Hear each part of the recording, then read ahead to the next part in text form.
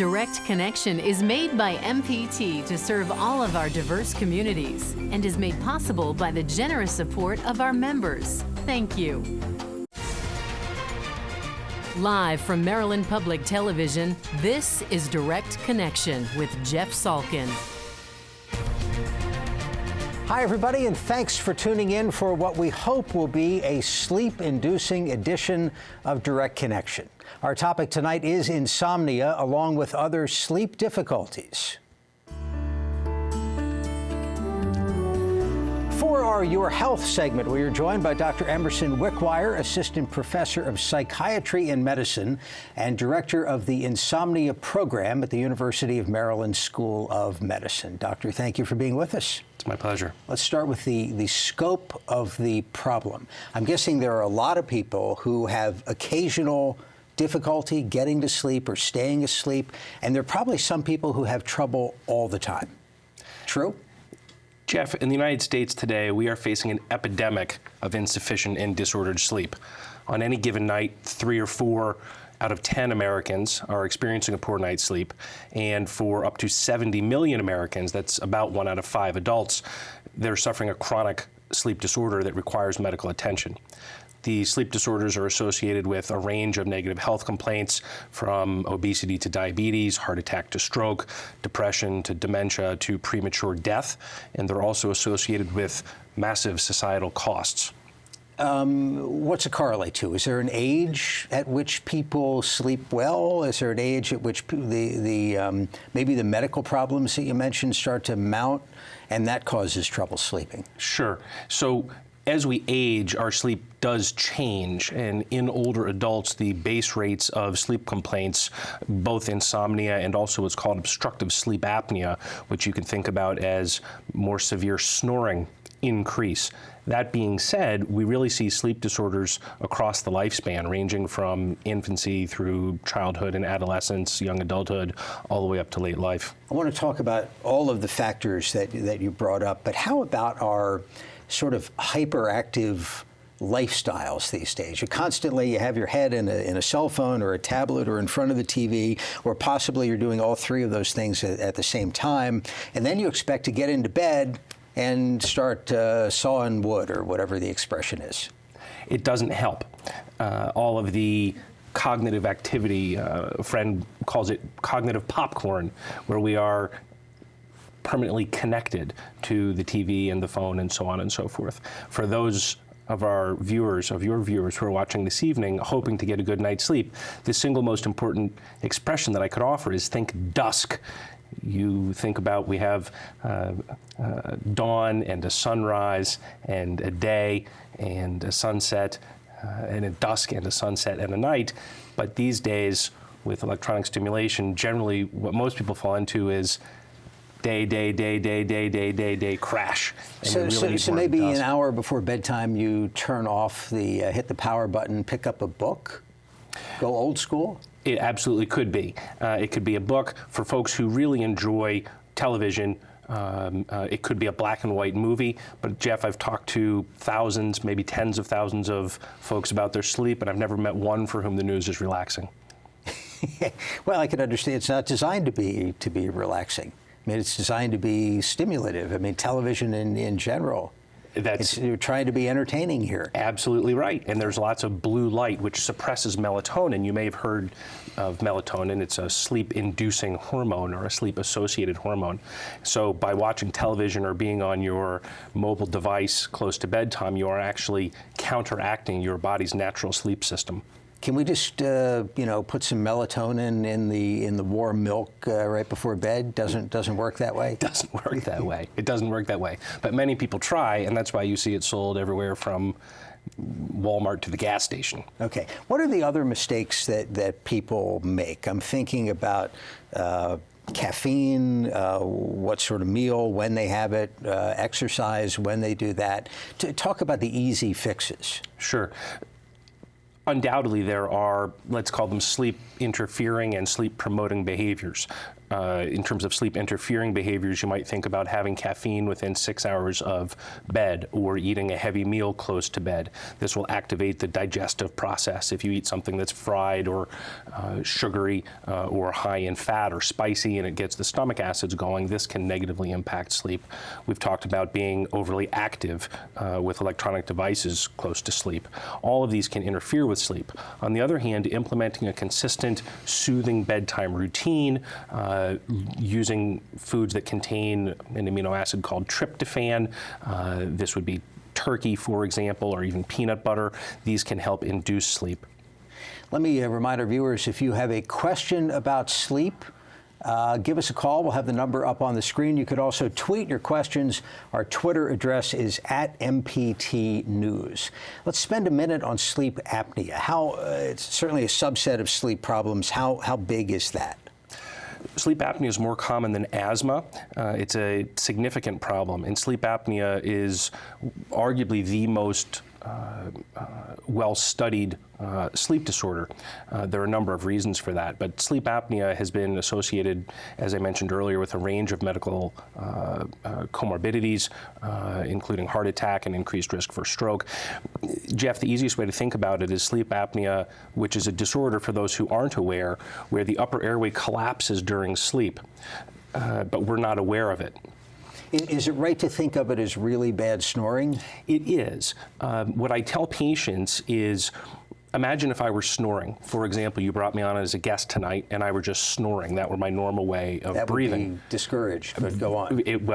That's what sleep apnea is. Somehow we've been fooled into thinking that snoring during sleep is a sign of good sleep, or it's a sign of healthy, restful sleep. But it's not. It's no different than if I were snoring while I were awake and talking to you. You'd say, call the ambulance. All right, so we'll come back to some of the treatments and how to diagnose that in a sleep lab. Let's go out to Baltimore City. This is Bridget. Bridget, thank you for the call. Go ahead.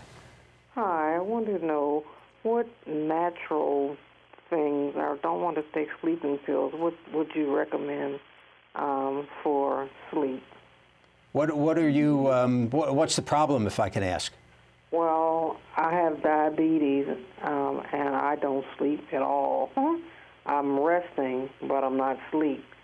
So I attribute it to insomnia. I haven't been actually diagnosed. I'm saying it's insomnia, but nothing. Like I said, I don't want to use sleeping pills. So I wanted to. Some advice on what natural things to use. Bridget, thank you so much for calling. Great question. We'll get you an answer on the air. What would you say? There is some evidence suggesting that an herbal root called valerian can help improve sleep. Melatonin generally will not help improve sleep in situations like that of the caller. I'd be remiss not to point out that the most effective treatment for chronic insomnia, whether that's occurring with diabetes or another medical condition, is a very specific sleep training program called CBT, or cognitive behavioral treatment. But for now, we'll just call it sleep training. This is more effective than prescription sleep medications. It's also more effective than natural remedies. What happens in that training? Well, the first thing that we do is we want to really understand the cause of the problem. Earlier, before we started, you asked about someone that you'd heard of taking a sleep medication for over 10 years. In a situation like that, we're really probably just treating the symptom. And the most important thing for us to do, especially as sleep disorder specialists, is to identify the cause. In terms of insomnia and CBT, Jeff, what I tell patients is you've gotten a lot of practice at being a lousy sleeper, and you've really gotten quite good at it. So we need to retrain your body how to sleep. This is a very brief behavioral training program. I see, for example, most patients for 6 or fewer treatment visits. The over-the-counter sleep aids that I'm guessing Bridget was leery of. I guess you're leery because you don't want to get hooked. They have a reputation of knocking you out for long periods. Is there anything over-the-counter that you would ever recommend? Generally not. The U.S. FDA doesn't regulate these substances. There was just, and you may have seen it, a popular press headline where pharmacologists had gone and actually broken down the natural substances that you buy over the counter, and 80% of these weren't even didn't even contain the ingredient that they advertised. Okay, we have a ton of calls, but on the prescription meds, yes, when would you recommend one of those? The American Academy of Sleep Medicine advises, even when medications are being taken, to add behavioral treatments, and it's because no pill can teach your body how to sleep. Okay, let's talk to Betty in Fairfax County, Virginia. Betty, thanks for the call. Go ahead. Hi, I was wondering if there's any research that shows marijuana use is helpful for sleeping. Great question. Thank you so much. Anything there? Actually, marijuana withdrawal can negatively impact sleep, and disturbed sleep can be one of the major predictors of relapse, not only to marijuana, but also to alcohol and other substances. Patients who use marijuana to help them sleep, in my experience, they are self-medicating perhaps an anxiety condition that the marijuana relieves, and therefore they describe that they can sleep more easily. How about a glass of wine? Alcohol will make you fall asleep faster, and after that, it will ruin virtually everything about your sleep. It changes the distribution of what we call sleep stages, Jeff, which is a very structured, rhythmic way that our brain restores itself during the night. And alcohol will also relax the breathing muscles to induce sleep apnea. If you're having trouble sleeping, having a drink is not the solution. Let's talk to Don in Anne Arundel County. Don, thanks for the call. Go ahead. Thanks for taking my call. You bet. I'm 64 years old and reasonably good health, and I never seem to sleep more than 6 hours each night. Is that normal, typical for my age? Don, what gets you up in the morning? You just wake up or your alarm clock goes off? I just wake up. Okay. Thank you, sir. Thank you. What's normal? On average, Americans, adults, need just over 8 hours of sleep. Now, there is a range, of course. There are individual differences. My blanket answer, especially in a call-in situation, would be folks are not getting as much sleep as they probably should. We're all running around with a degree of sleep debt. Now, 6 hours would be fairly short. We would consider that in the short sleep range. There are folks who only need 6 hours of sleep, but most folks are going to do better on more. Walk me through what's supposed to happen. It's bedtime, put your head on the pillow, you turn out the lights. Are you supposed to be out like that? What's normal? Is it normal to have a period of 10 or 15 minutes of thinking about your day and then you nod off and stay asleep for the whole night?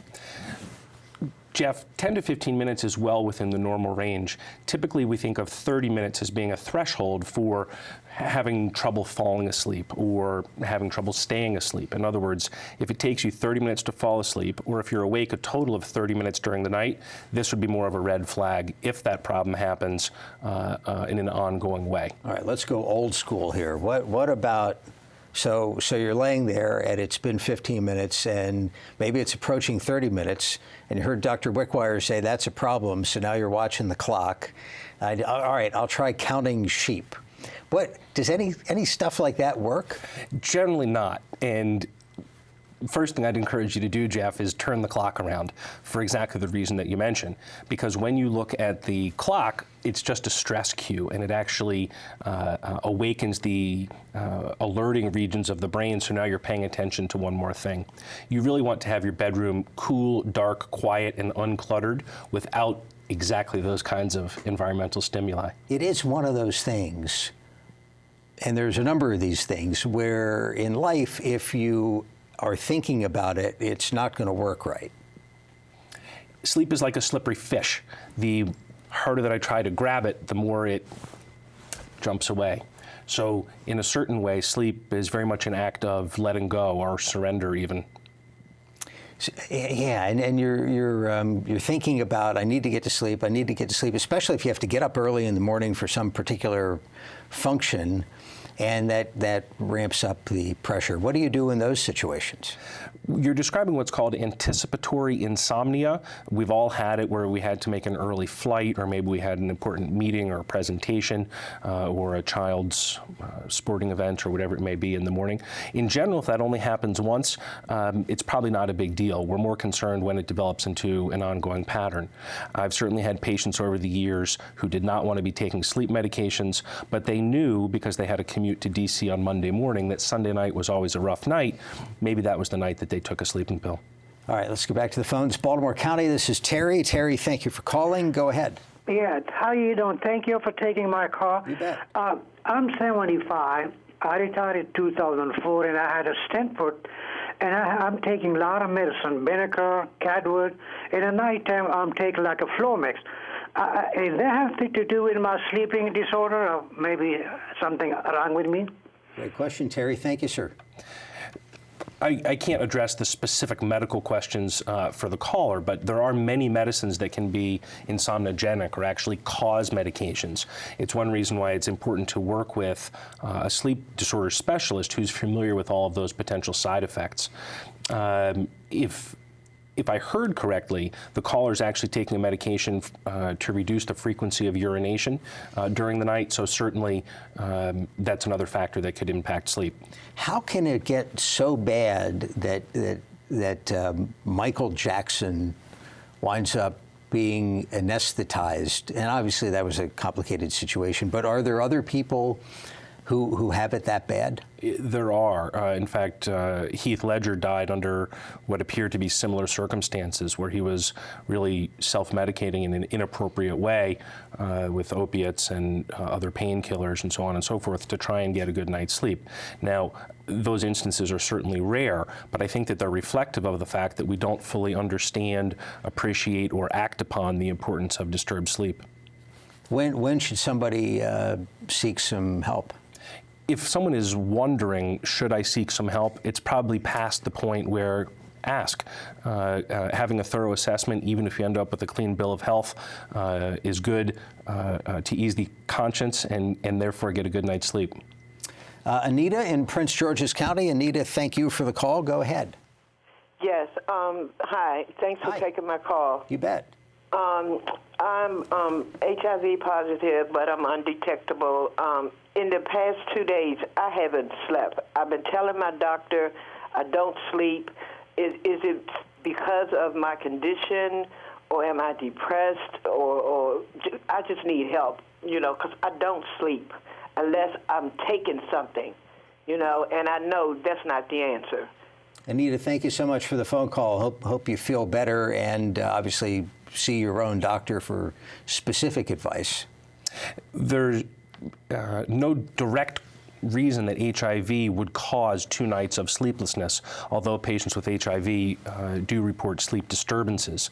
The caller mentioned depression, and certainly sleep disturbances are part and parcel of depressive and mood disorders. What's supposed to be happening, what's it called, REM sleep? Yes. How much of the time are you supposed to be in that? Roughly 20%, and that actually maintains a fairly constant level throughout the lifespan. Whenever patients ask very detailed-oriented questions like that, I always caution them not to obsess about the percentages, because they're somewhat plastic, and even within a given individual, our brains and bodies can adapt and adjust. Let's talk to Jack in Fairfax County, Virginia. Jack, thank you for the call. Go ahead.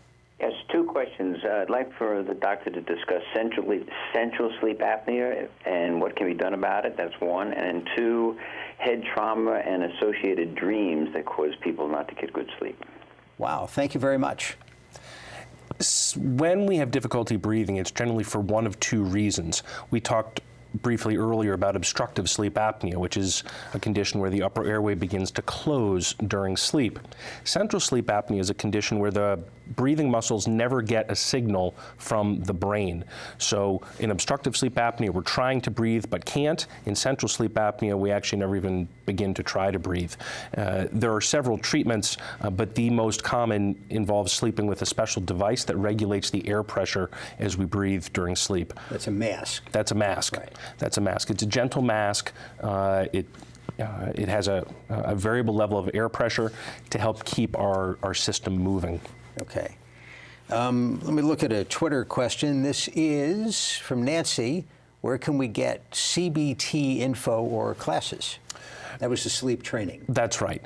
Certainly, if you call the Sleep Disorder Center at the Midtown campus at the University of Maryland, we'd be happy to answer questions. You can also visit the Society for Behavioral Sleep Medicine. That's behavioralsleep.org. The University of Maryland's website is umm.edu/sleep. That's umm.edu/sleep.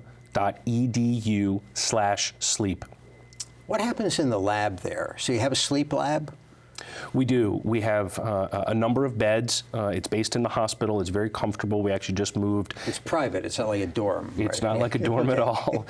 It's more like a hotel than a dorm, but the reality is it isn't a hospital. It'll be as comfortable as it possibly can be, but you're not sleeping in your own bed.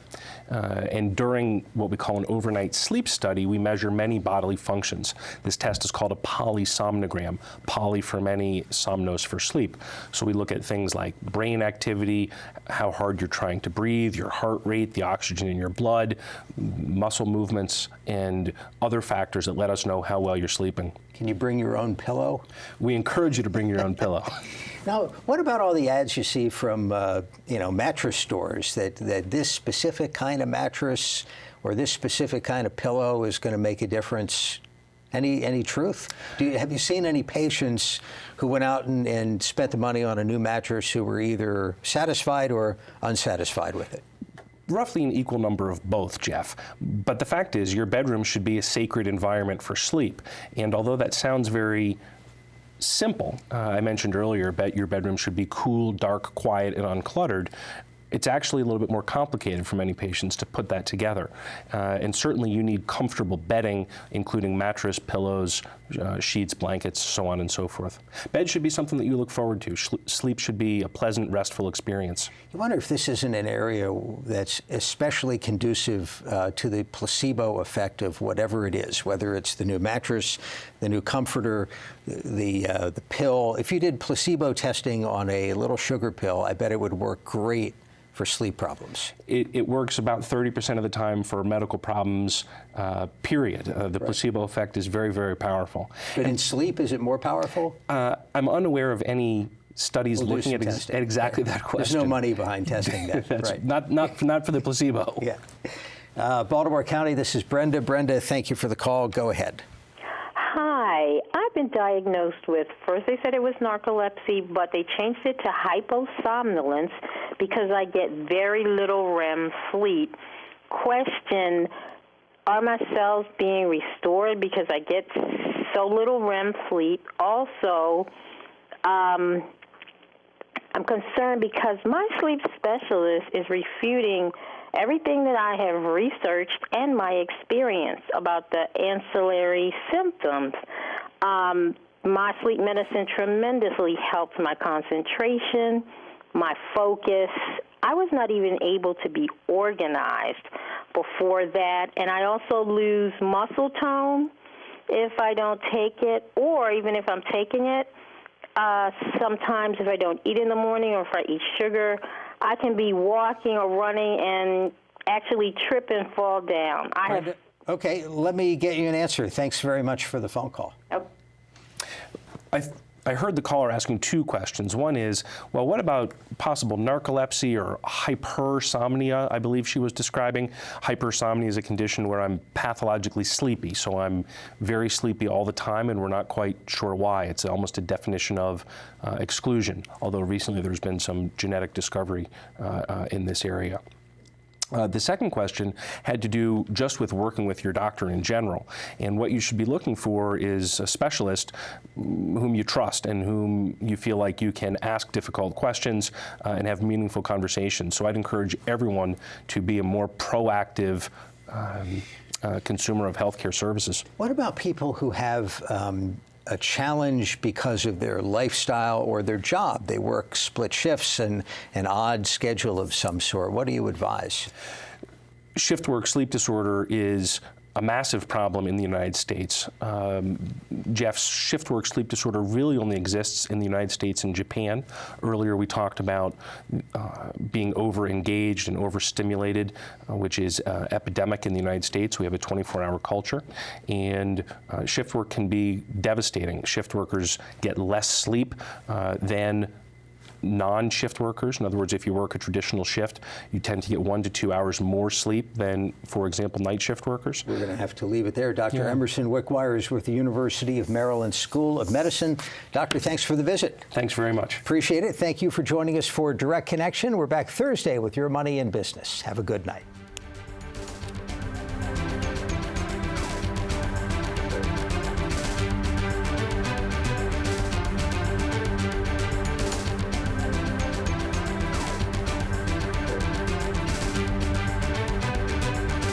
Your health segments are a co-production of Maryland Public Television and the University of Maryland Medical System. This program was made by MPT to serve all of our diverse communities.